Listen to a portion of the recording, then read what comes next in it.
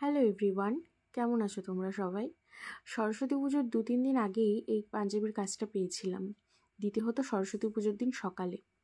তো দুদিন বেশ কাজের চাপ থাকায় এই কাজটা নিয়ে আর বসা হয়নি। কিন্তু যেহেতু সরস্বতী পুজোর দিনই দিতে হবে, তাই আমি আগের দিন রাতে ভেবেছি সারা রাত ধরে বসে এই কাজটা করব। কিন্তু সারা রাত বসলেও এই কাজটা কমপ্লিট করতে পারিনি, তাই ভোর রাতের দিকে একটু শুয়ে পড়েছিলাম। আবার সকাল সকাল ঘুম থেকে উঠেই আগে এই কাজটা নিয়ে বসে পড়েছিলাম। বেশ অনেকটাই ছোট ছোট কাজ, তোমরা দেখলেই বুঝতে পারছো।